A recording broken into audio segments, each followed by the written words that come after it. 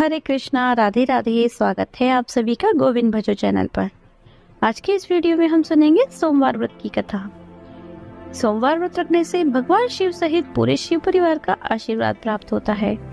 इस व्रत को कुंवारी कन्याएं मनचाहे वर प्राप्ति के लिए और सुहागिन महिलाएं अखंड सौभाग्यवती होने के लिए रखती हैं। सोमवार व्रत में भगवान शिव की पूजा के साथ ही व्रत कथा पढ़ना या सुनना बहुत जरूरी माना गया है। तो चलिए कथा शुरू करते हैं। पौराणिक कथा के अनुसार प्राचीन समय की बात है। एक गांव में एक साहूकार रहा करता था। साहूकार धनी था, उसके पास अथाह धन दौलत थी, लेकिन उसकी कोई संतान न थी। साहूकार भगवान शिव को प्रसन्न करने के लिए सोमवार का व्रत रखा करता था। व्रत के दौरान वह विधि पूर्वक भगवान शिव और देवी पार्वती की पूजा सुबह और शाम को प्रदोष काल के समय करता था। शिवलिंग पर दीपक भी जलाता था। साहूकार की भक्ति और पूजा अर्चना को देखकर एक दिन माता पार्वती ने भगवान शिव से कहा, हे प्रभु, यह साहूकार तो आपका परम भक्त है। हर सोमवार को विधि विधान से आपकी पूजा करता है। मुझे लगता है कि आपको इसकी मनोकामना अवश्य पूर्ण करनी चाहिए। तब भगवान शिव ने देवी पार्वती की बात सुनकर कहा, हे गौरी, यह संसार एक कर्म क्षेत्र है। जैसे एक किसान अपने खेत में बीज बोता है तो कुछ समय बाद उसे पेड़ मिलता है, ठीक उसी तरह इस संसार में आदमी जैसा भी कर्म करता है उसे फल भी वैसा ही मिलता है।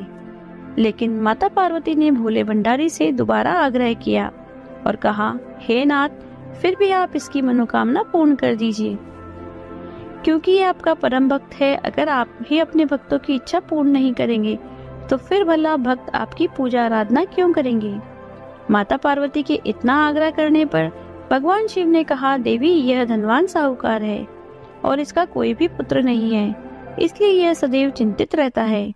हालांकि इसके भाग्य में कोई संतान का योग नहीं है, परंतु आपके आग्रह पर मैं इसे पुत्र प्राप्ति का वरदान देता हूँ।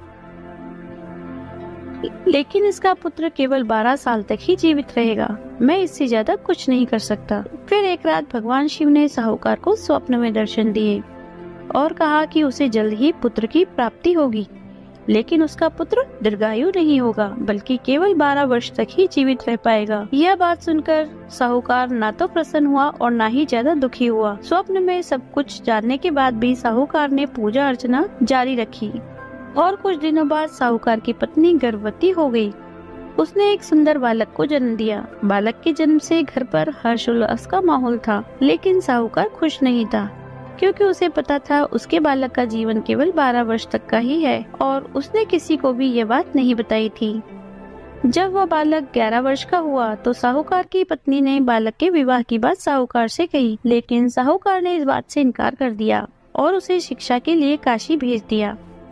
साहूकार ने बालक के मामा को बुलाया और उन्हें पैसे देकर बालक के साथ काशी जाने का आदेश दिया। साहूकार ने मामा भांजे से कहा कि वह काशी जाते समय रास्ते में यज्ञ कराते हुए ब्राह्मणों को भोजन कराते हुए जाएं। दोनों मामा भांजे ने ऐसा ही किया। काशी जाते समय जिस रास्ते से मामा भांजे गुजर रहे थे, वहाँ का राजा अपनी पुत्री का विवाह एक ऐसे राजकुमार से करवा रहा था जो काना था।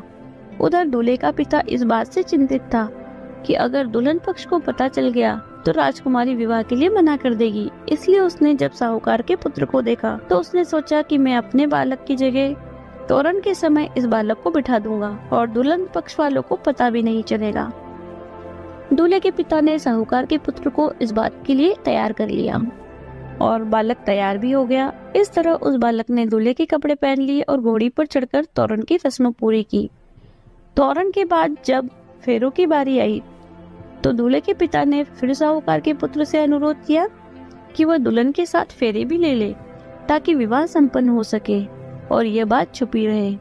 मामा भी राजी हो गए। विवाह समारोह भी संपन्न हो गया। विवाह संपन्न होने के बाद मामा भांजा काशी के लिए प्रस्थान कर गए, परंतु साहूकार के पुत्र ने दुल्हन के कपड़ों पर लिख दिया कि तुम्हारा विवाह तो मुझसे हुआ है, लेकिन तुम जिसके साथ विदा की जाओगी वह एक आंख वाला राजकुमार है। मैं काशी शिक्षा ग्रहण करने जा रहा हूँ।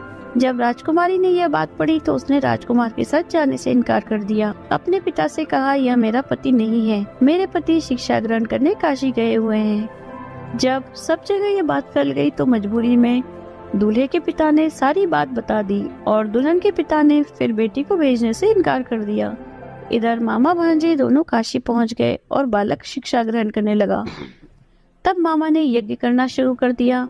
जब साहूकार का पुत्र 12 वर्ष का हुआ तब उसने एक दिन अपने मामा से कहा कि उसकी तबीयत ठीक नहीं है और वह सोने जा रहा है। साहूकार का पुत्र अंदर सोने के लिए कमरे में गया तो उसकी मृत्यु हो गई। थोड़ी देर बाद जब मामा अंदर पहुंचे तो उन्होंने बालक को मृत अवस्था में देखा और बहुत दुखी हुए, परंतु वे रो नहीं सकते थे वरना उनका यज्ञ अधूरा रह जाता। इसलिए मामा वापस आकर यज्ञ करने लगे। यज्ञ पूरा करने के बाद, ब्राह्मणों को भोजन करवाने के बाद मामा अपने मृत भांजे को देखकर विलाप करने लगे। ठीक उसी समय उसी मार्ग से भगवान शिव और देवी पार्वती जा रहे थे।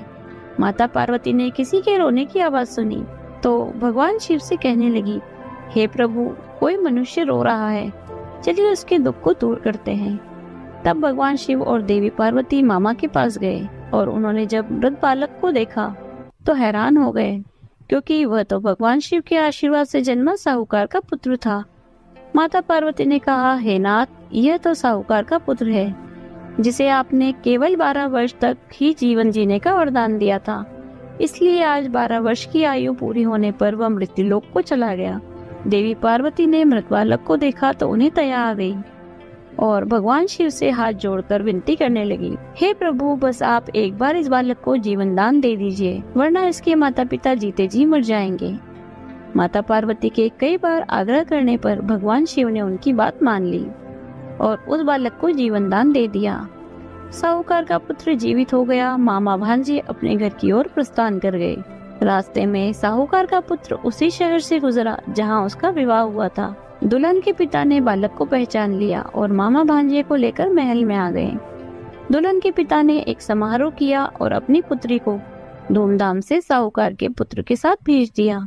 उधर जब साहूकार का बालक अपनी पत्नी के साथ घर पहुंचा तो उसके माता पिता अंदर कमरे में बंद होकर बैठे थे। वे सोच रहे थे कि अगर उनका पुत्र सही सलामत वापस नहीं लौटा तो वे भूख प्यास से अपनी जान दे देंगे। तभी बालक के मामा ने कमरे के बाहर आकर उन्हें बताया कि उनका पुत्र जीवित है और विवाह करके वापस आया है। साहूकार ने बालक को जीवित देखा तो खुशी से उसका स्वागत किया और साहूकार का परिवार इस प्रकार खुशी खुशी जीवन व्यतीत करने लगा। यह सब भगवान शिव की कृपा और सोमवार व्रत का ही प्रभाव था कि साहूकार का पुत्र अल्पायु होने के बाद भी दीर्घायु को प्राप्त हुआ।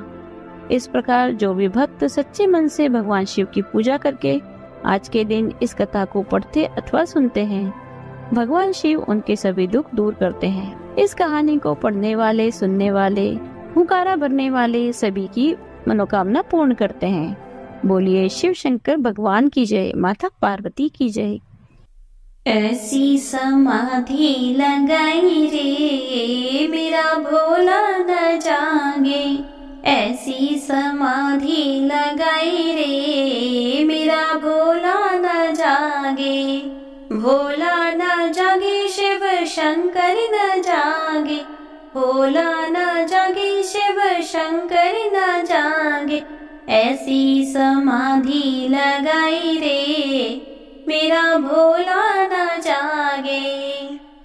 गंगा जगावे और यमुना जगावे, गंगा जगावे और यमुना जगावे, सरयू ने धारा बहाई रे मेरा भोला न जागे, सरयू ने धारा बहाई रे मेरा भोला न जागे, ऐसी समाधि लगाई रे मेरा भोला न जागे।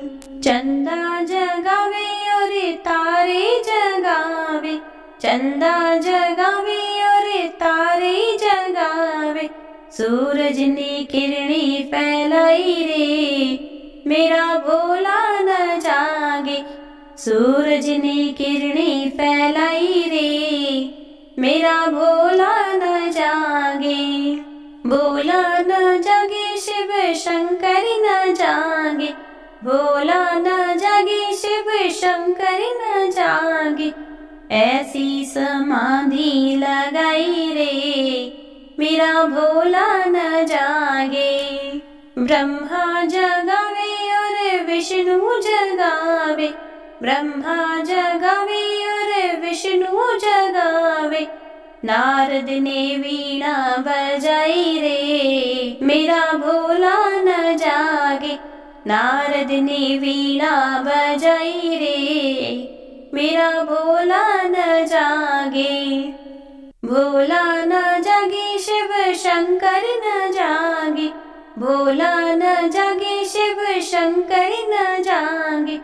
ऐसी समाधि लगाई रे, मेरा भोला न जागे। राम जगावे और लक्ष्मण जगावे, राम जगावे और लक्ष्मण जगावे। हनुमत ने चुटकी बजाई रे, मेरा भोला न जागे। हनुमत ने चुटकी बजाई रे, मेरा भोला न जागे।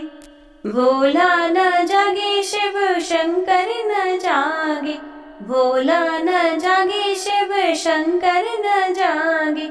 ऐसी समाधि लगाई रे, मेरा भोला न जागे।